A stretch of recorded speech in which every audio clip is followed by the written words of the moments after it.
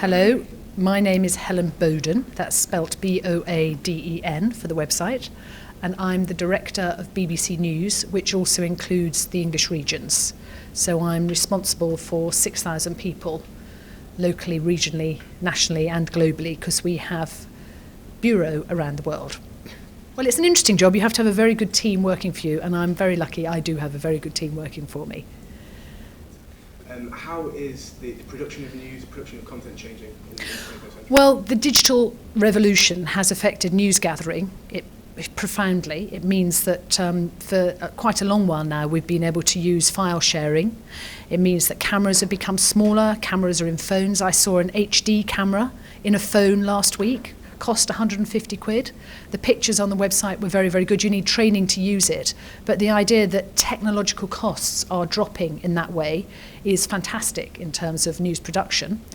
But the other thing that's changing, of course, is the way that the audience gets its news.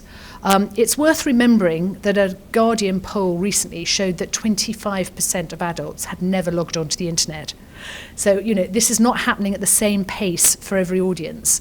But audiences are getting their news on their mobiles, on their computers, in all sorts of different ways. And the critical issue for BBC News is to make sure that news is there at the point of delivery, for all audiences when they want it. How much of a threat is technology to the conventional journalist?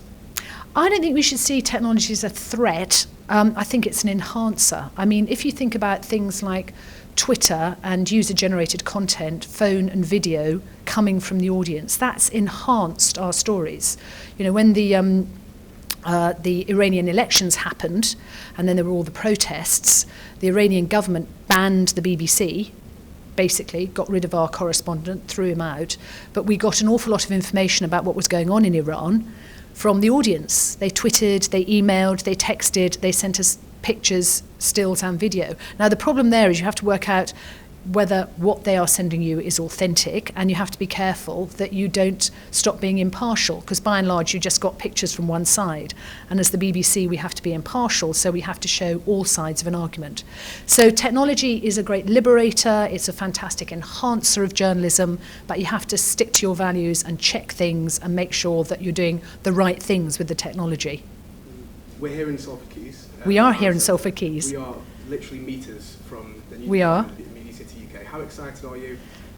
What's going to be in store for people of Salford, obviously also for journalists around the country, for people who want to get involved in the news and the BBC? Well, I think the MediaCity is going to be a really exciting development for the whole of the North West and beyond, because it means a lot of BBC money is going to be spent here, which will have knock-ons for the economy here, and that's fantastic. There'll be lots of individuals spending their money in the fantastic shops in Manchester. I used to live in Manchester for 13 years, so I know what I'm talking about. But also it will be great opportunities for individuals to join the BBC or freelance for the BBC in the range of programmes that we're going to be having there. And I hope it will help independent production companies grow and flourish. There are some great indies in this area and across the north, and having BBC North, a big presence here, should help and encourage them. What should the aspiring journalist who's a student now in Salford, who's aiming to go into MediaCity, what should they have under their wing? Right. I mean, it can feel in the middle of a recession really hard for student journalists. I was once a student journalist. I was at what's now the London College of Communications. So I know that it can feel daunting. You've put a lot of yourself, a lot of your money into these courses.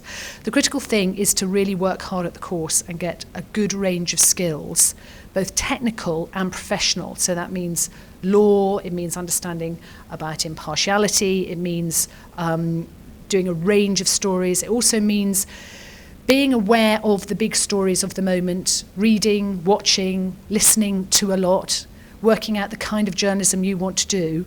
And fundamentally, I think it's really important to be as flexible as you can be. Don't have a set idea of what you must do. I started in BBC commercial radio and then worked to BBC local radio. Do not underestimate how important local radio is in BBC terms for gaining the bedrock of a good career. You really learn your craft in local radio. And people move on in local radio. There's lots of opportunities. As you develop your career, or rather your training, you'll probably work out the kinds of things that naturally you're good at. and try and play to those without being inflexible. And remain optimistic. You know, the recession won't last forever.